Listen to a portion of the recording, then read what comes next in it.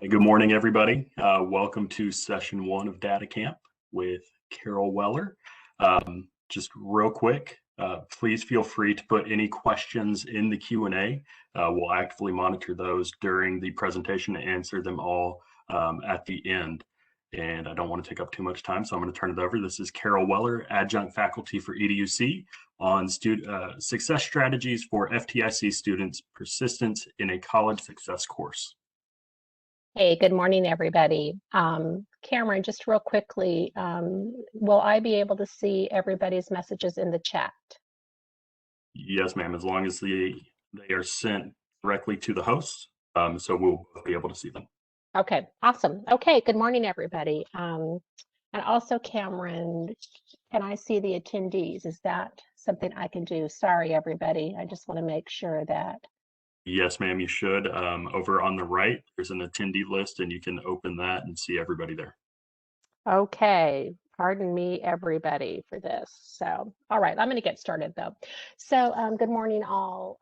Yes, EDUC 1300 is one of those classes that we've had around for a long time here at Lone Star.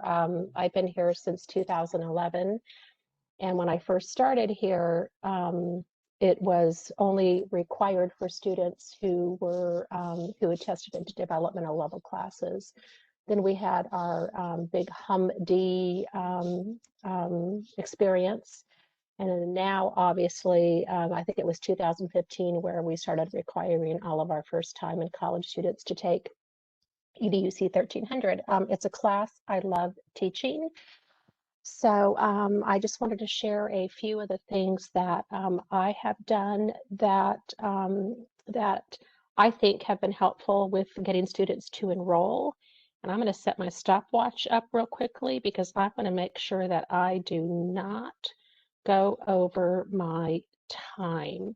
So real quickly, I'm going to share my next screen because the big question is why enrollment is important. So I'm going to pop that up.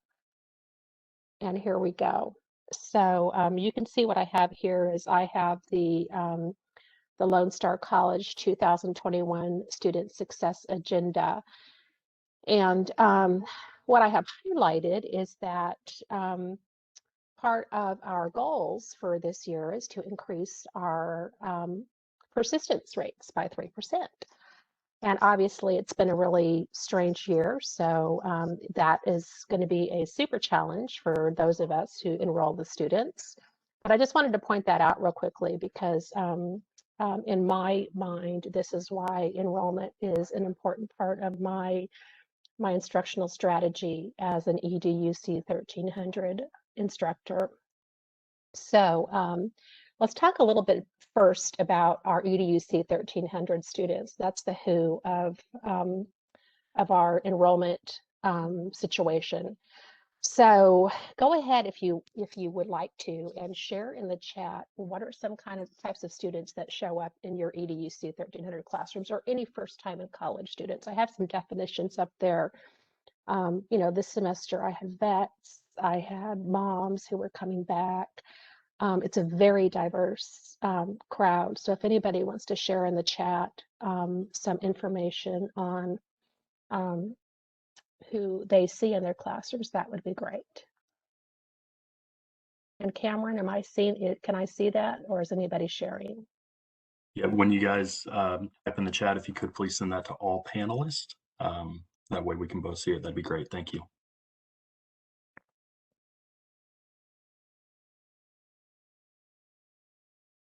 Dual credit, yeah, lots of vets, first generation, just out of high school. Yeah, we have quite a diverse crew. I don't know about you all, but this semester, I don't recall the last time I had as many vets as I did this semester.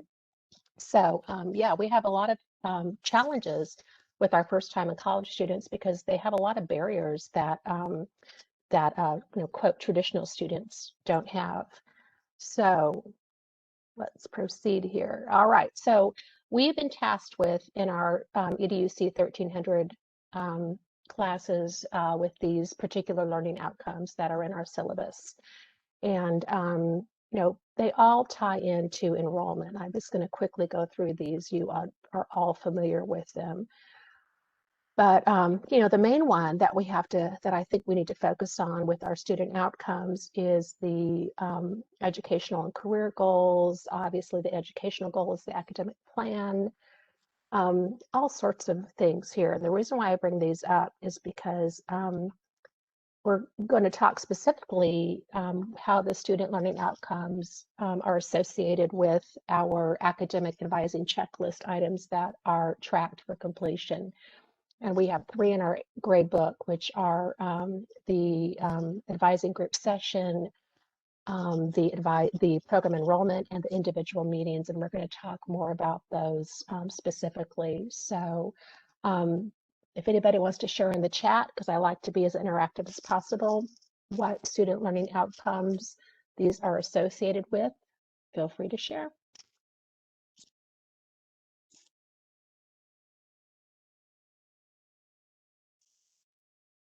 All right, so why are we concerned about program enrollment? And I'm sure this is a rhetorical question because you all know the answer. But we're concerned with program enrollment because in institutions of higher education, one of the definitions of success is persistence, and that's one of the metrics that get used. So I have a link in this presentation to, hopefully this will show up on my screen. Cameron, can we see this? Yes, ma'am. Okay, so these are the student success outcomes for that have been tracked over the years, and I'm going to zoom in, and we can see that we have persistence as one of these. I have all these links that I'm going to put in the chat in a bit for everybody who is interested. These all come right off of the student success website. So yes, so persistence is something that we are concerned about in higher education because it is one of our metrics of how we define success. There are arguments out there in the literature which encourages us to look at a more holistic view of student success. But for now, this is what we are dealing with, is persistence. So when do we deal with this issue in our EDUC 1300 class? We do this through the advising components. And real briefly, I personally, these are things that I like to do, and you may do them already, but I find that the sooner I schedule my advising group session, the better. And then I try to get all my students to reach out to the advisor and have their meetings within the first 6 weeks. And I'm going to talk more about that. And then also in the program enrollment, I pretty much lead up to this capstone gradebook item throughout the entire semester. But obviously the day registration opens, we start enrolling, and obviously not everybody enrolls. And so it is an ongoing process, and I'll talk about that too. So does anybody have anything like to share in the chat that when do you ask your students to complete these particular items, if you have anything? Oh, somebody put almost retirement aged for the types of students we have. Yeah, it's such an interesting mix, especially in the spring. Okay, we're going to move on. So here's what I do in my D2L module. I make sure that I put in a module where everything pertaining to the academic advising components is available to the students. So these are just some screenshots from my D2L. So one of my modules is required advising components. And as you can see, I indicate the learning outcome for the students. I put in the pertinent information that my campus wants them to do. At the Montgomery campus, we had to have them complete this academic plan questionnaire. So I put that in there. I put in who the specific advisor is that has been assigned to my section. I'm not sure how other campuses handle it, but at the Montgomery campus, we do have an advisor that we are assigned to partner with. And I also put in just some variations or some basic instructions on how this needs to work. And then I put in a couple different drop boxes. One is for the academic plan once they get that completed.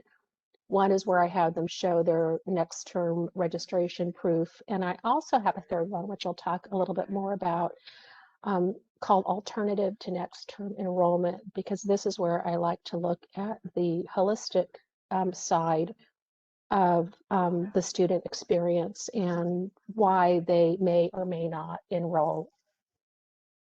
So let's get back to the student. So, you know, it's persistence is really hard when it's not our own persistence. And so I wanted to bring in just a little bit of the literature by our friend Vincent Tinto, who's pretty much one of the major, well, I shouldn't say he's at a Syracuse University, but he gets cited quite a bit when it comes to student persistence.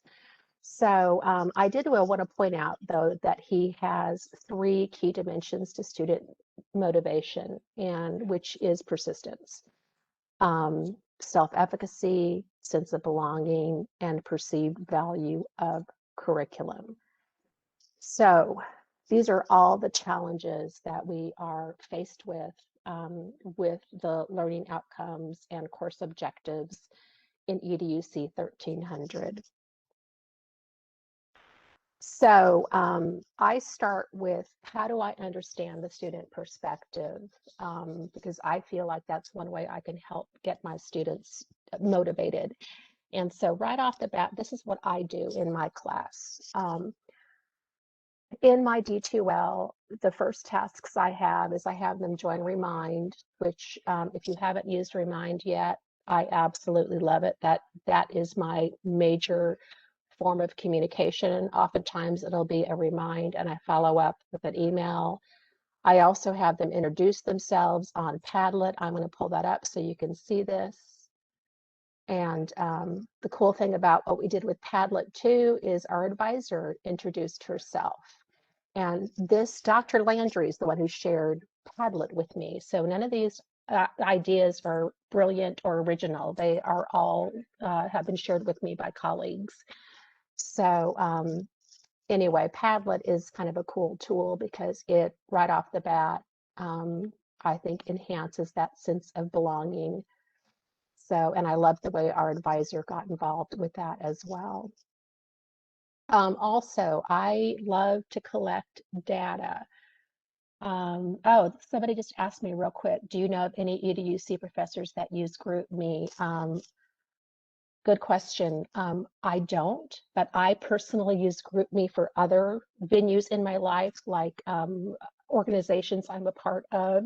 So, you know, GroupMe works well too. So just Remind tends to be the one that I think is most common in education, but I can see that GroupMe would work as well. And I think GroupMe is a little more powerful too when it comes to attachments and file sharing and things like that. So that's a good question, but I have not heard of any. So, okay, so the next thing I want to know who my students are when they come in at the beginning of the semester. So all of this, I will send in an email prior to the first day of class, you know, which the majority won't read because they're EDUC 1300 students. But, you know, hopefully they will. And then I make sure they read it on the first day when they come in, if they can get to it. But I'd like to collect some information from my students, and just basically things like, and I can get so much information from here, like their alternative email in case I need to, you know, go around and start rounding people up. Their perceived value of the curriculum, which is what is important to you in this class. A little bit about themselves, what they're nervous about, what they're excited about, and I ask them if there's anything else they would like to share that will help me facilitate their success. And it doesn't take a lot of time. I just go through these real briefly, and then there's always something that catches my eye. Like this semester, I had a veteran who had spent 8 years as an Army sniper.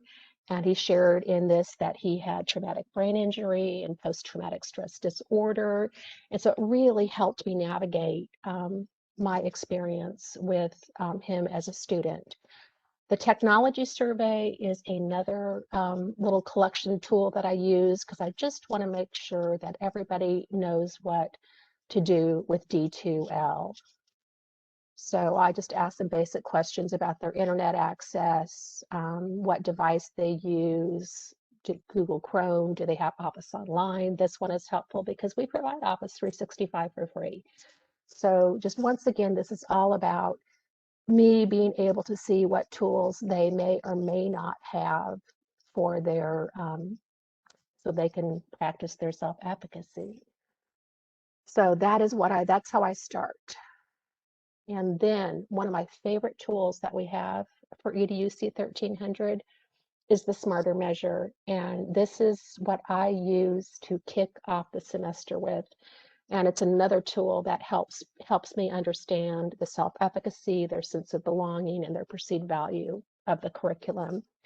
What I've started doing with the Smarter Measure that I personally really like, because what I've experienced with my EDUC 1300 students is they'll take it and then they'll go on with the rest of their lives like it never happened. So I use my extra points for some discussion boards during the semester. And one of the discussion boards that I do is I have them talk about their Smarter Measure results, but I'm going to go back to the question. Is the information form only open to you or to the entire class? Oh, good question, Glad. No, I'm the only one who can see it. It's a Google form and it feeds into a spreadsheet, so it is all confidential. But that's a really good point. That's probably something I should put in that description of the form that is only for my information. So that was a question that Gladys just asked. So I really love the Smarter Measure discussion board. This is where I feel like right out of the bat, the very first day of the semester, I can get rocking and rolling. And Roderick just asked me a question. This last semester, I taught a combination of face-to-face and fully online. And I have taught at other campuses with no computers, just in a classroom, which is it's a challenge with the technology that we have in EDUC 1300. But yeah, and this last semester, as you all know, teaching face-to-face was a challenge because we could only have half in our classes. So I think this summer I have a face-to-face or a hybrid class, and then in the fall I have all hybrid classes.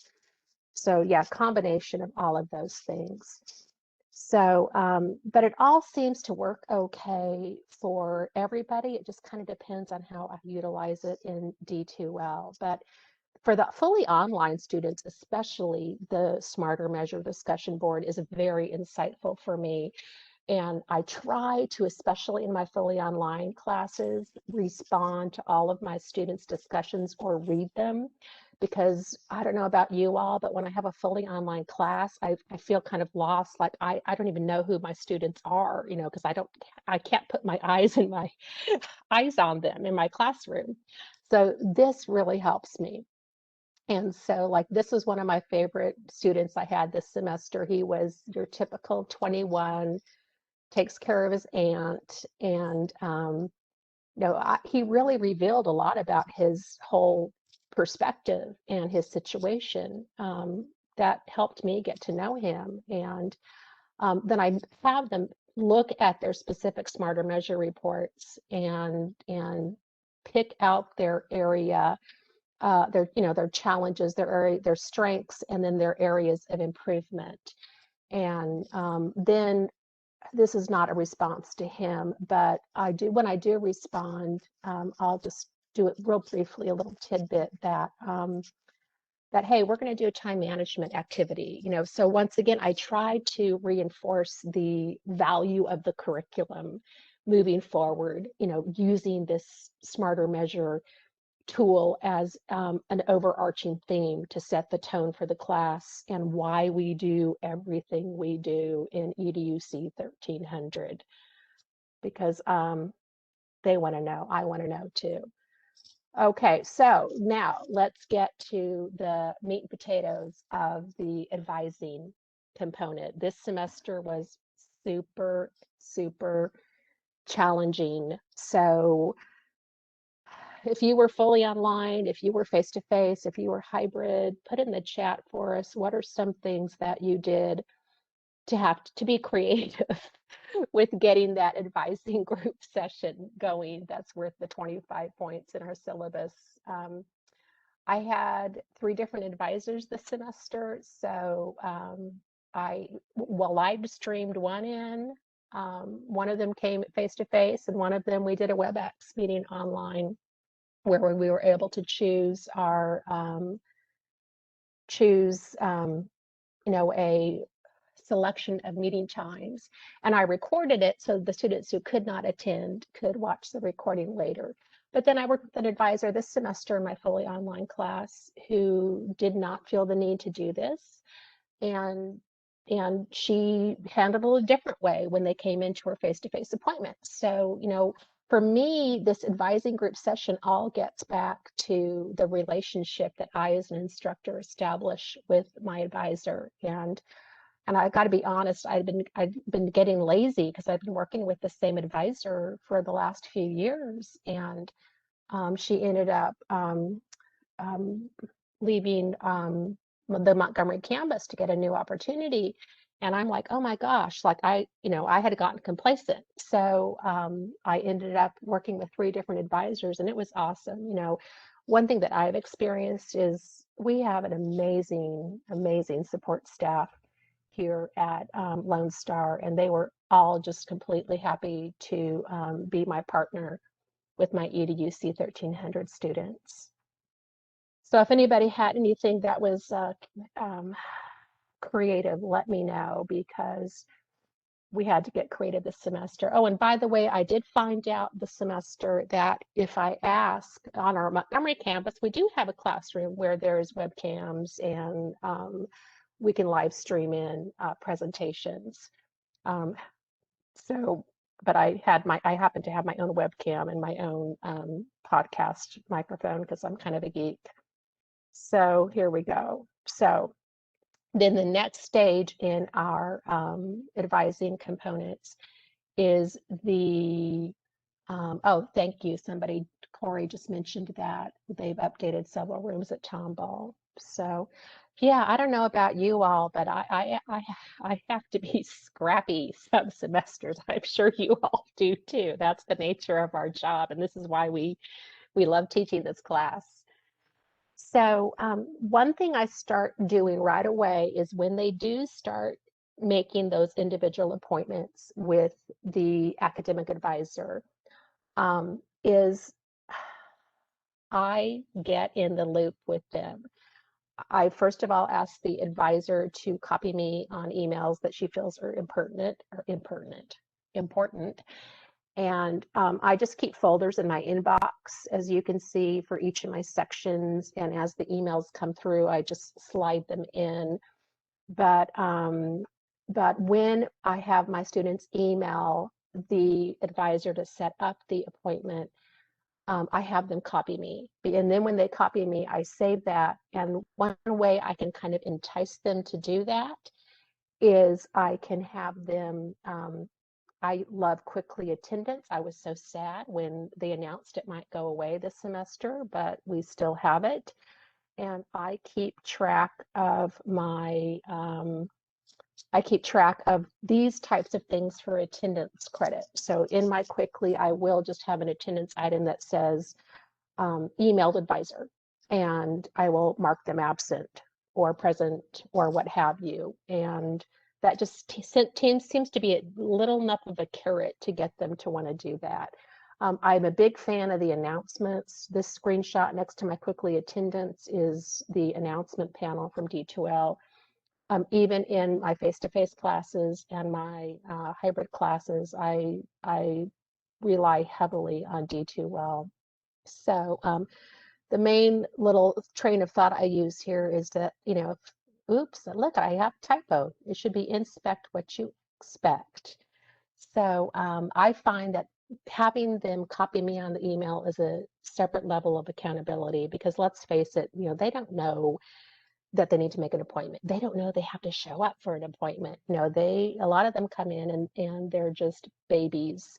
So I have a little bubble here. If you have anything creative that you want to share with us that you use to help your students keep those appointments, please put that in the chat. And actually at the end, okay, let's see. Oh, great comment from Corey. All my announcements for classes come out in email, course announcement, and remind to try to make sure I hit them on every front. Yes. Pummel them with information. So let me go ahead and go on here. So we're on the meeting. All right.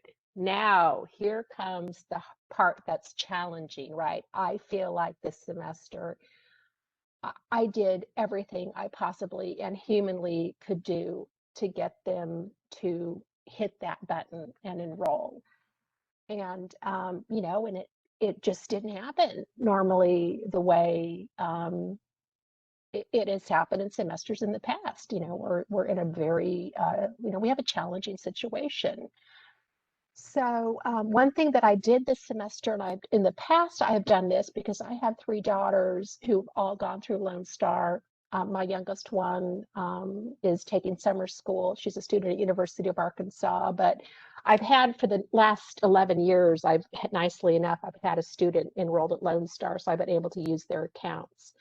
But Angela Martin, who's one of our counselors, had the brilliant idea that she applied as a student, and she has somebody said, I'm relieved to hear that your results did not create great results too. Yes, it was just, Gladys, it was that semester. Let me tell you, I felt like, I'm digressing here, but Gladys, I felt like I needed to get a school bus and equip it with Wi-Fi and computers and disguise it as a taco truck and drive around and, like in Chitty Chitty Bang Bang, the child catcher, you know, just open the door, push him in, close it behind him, and make him push the button.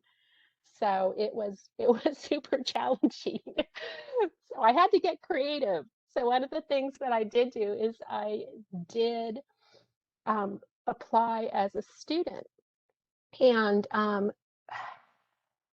it was really helpful for me to go through the application process, so I could experience it on my end. And then also I now have a student account, and so I can show them how to do things. So this is a screenshot from my account. Notice I have my employee account and I have my student account. And in my student homepage now, I can actually manage my classes. So, and I can see what the task lists look like. I can see everything that our students see. And where this is super helpful is that I can then show them specifically how to search for and enroll in classes, put them in the shopping cart, et cetera, et cetera. One thing that was kind of funny that happened this semester is I was using my youngest daughter's account because she needs to take Spanish this summer, and I was showing them how to enroll in it. She had a hold on her account, and so it was like, okay, well, look at this, boys and girls. She's got a hold, but there's live chat available right now. And so so I was able to live chat, and then the I lost my communication before I had a chance to tell the advisor that I'd gotten a hold of that I was actually not my daughter. And so I had to then send an email saying, oh, my apologies. But it was amazing how that worked, right? Like, we lost the chat, and then I got an email back as a student saying, hey, we lost our connection. How can I help you? So it was so good for the students to see that. It was good for me to see that, that we do have some resources. Now, this semester more than others has been super challenging. So when it comes to program enrollment, another thing that I like to do, just because I like to see the data and I like to see what's going on with my students. So, I can say, hey, it wasn't just me, because we all work hard and we all want our students to succeed. And, and when my numbers aren't where my numbers need to be, I worry. And so, I want to see what's going on with them. And so I have another gradebook item that I added in my gradebook that's called Alternative to Next Enrollment. I don't commingle the program enrollment and the alternative to next enrollment, because that's a checklist item that the data gets pulled from for the system. So I don't want to commingle that. But I have a different Dropbox. And if my students aren't enrolling, like if I see they haven't enrolled, I say, what's going on? Why? And it's really interesting what I find out. And like, here's a couple little tidbits that they submitted. I had an international student who's waiting to take the TSI. I have somebody who is an older student who just had a baby, who's decided, man, I've got to get one of those, pathway workforce programs, right away. So then I also had, somebody who was in the honors college and said she couldn't enroll until she, had help from the honors college because they have a different advisor. One student who decided he wants to go to welding school. So there's a lot of reasons why students opt out. And I like to know what those are, and then also I'll put a spreadsheet together. And so that I, as also a faculty member, can say, hey, I did everything I could do. But these were the reasons why some of my students did not enroll. So then here's what I do after that. This is a copy of my gradebook. If I see that they didn't enroll, I'll pull the gradebook and I'll look to see what their letter grade is. And I'll look to see, did they enroll in the fall, and do they have their points in that gradebook item for that? And if they don't, I'll look, okay, did they give me an alternative to enrollment? Yes. Well, if they didn't turn anything in, I don't know why I had that one highlighted, but I will then look at that student and I'll say, okay, they got an A, but I don't see their enrollment. So what's going on? Or they got a B and I don't see their enrollment. What's going on? And so then this is where Remind is awesome. I'll send a remind and I'll say, are you planning on taking classes? And then I'll get a response. And then I'll say, okay, well, I'm going to email your advisor. So then that's what I would do then, is I would email the student and copy the advisor and follow up that way. And that really helped me do a lot of cleanup with some of the students after the semester was over. So at any rate, I made that as quick as I possibly could. Wow.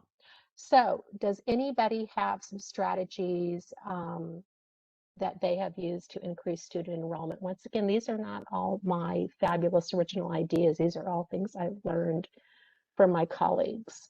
So I have time for questions and sharing of strategies.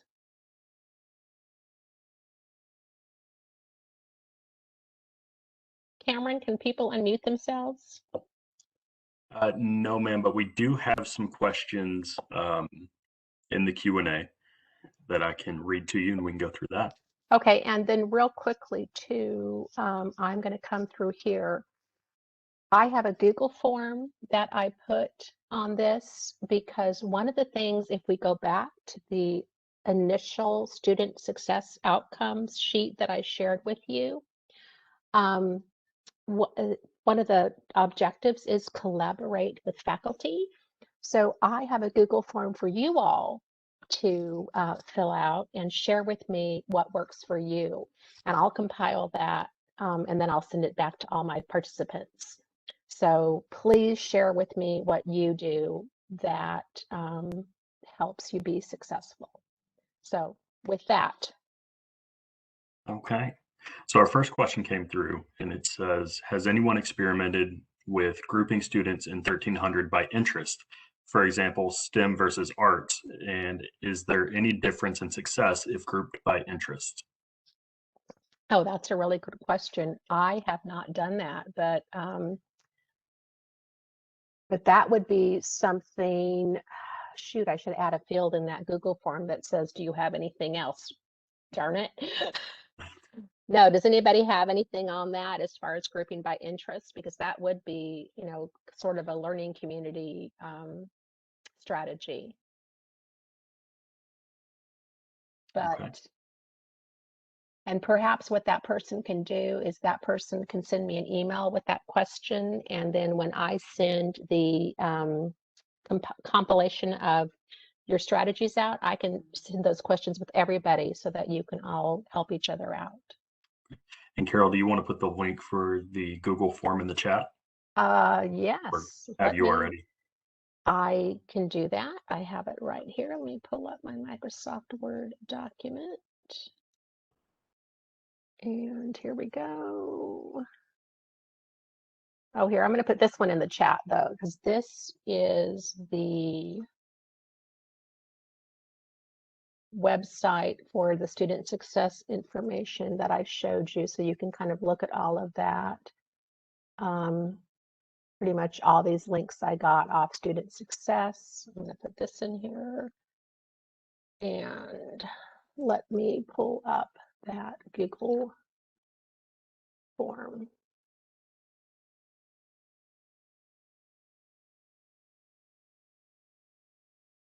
I should have had that prepared in advance and I did not. So I'm going to work on that real quick.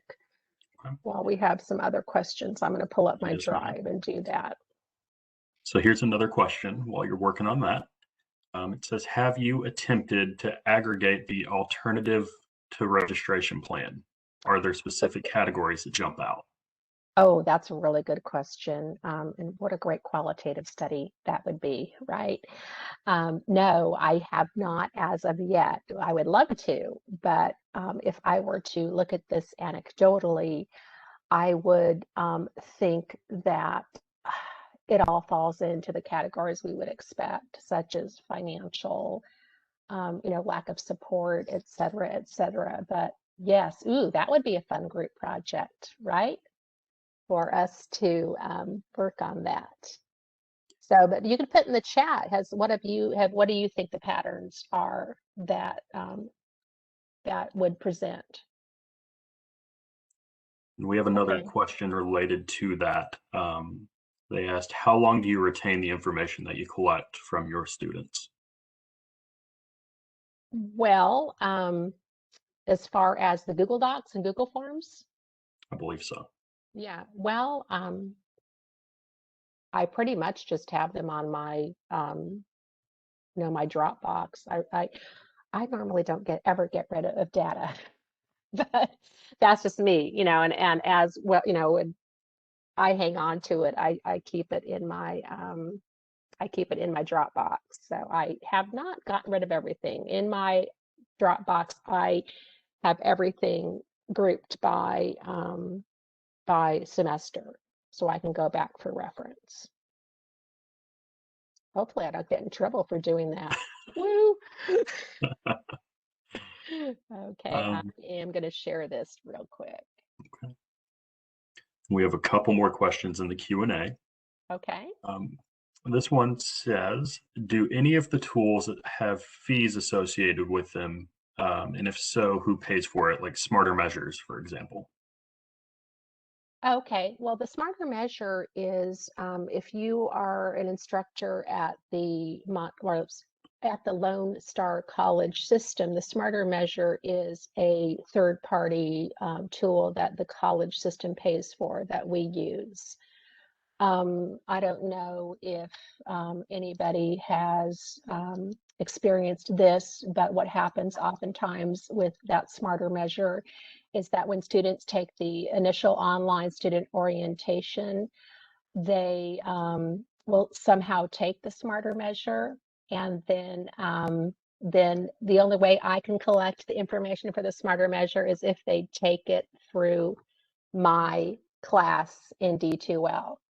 So I don't know if anybody else has had that challenge, but I have had it where they said, I've taken the smarter measure. And then it's like, well, you didn't take it through D2L in my section, so it's not in my grade book. So there are a couple, Dr. Pyle and I were talking about that the other day. There are a couple little hiccups in the smarter measure, but no, that is something that the system pays for. And why can I not share? There we go. Here's my link. Okay, this is the problem with multitasking, right? That's not it. That's not the link I want. Okay, shorten the link, copy the link, paste the link. Yay me! Did that come through? Yes. Okay.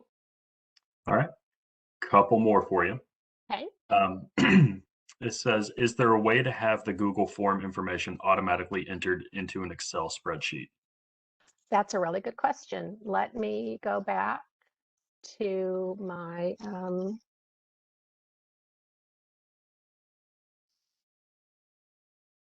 going to go back to one of my screens that has it, and I'll show you right quick how that works. So if I go to student information on my Google form, within my Google form, I have the ability to, trying to show you, but I'm having trouble trying to show you. I have the ability to look at my responses, and I have the ability to download it as a spreadsheet. So that's what's nice about that as well. So I can take all those responses and view them as a spreadsheet. It was also put in the Q&A that you can also do surveys in D2L, and there's pretty good analytics for survey data in D2L. Oh, that is awesome. Thank you for sharing that with me. I haven't gotten there's so much out there, right? This is why I love having collaborative events, because man, I don't know what I don't know, right? The students don't know what they don't know, and I don't know what I don't know. Anything else, Cameron? And that is all as of now. We have any other questions?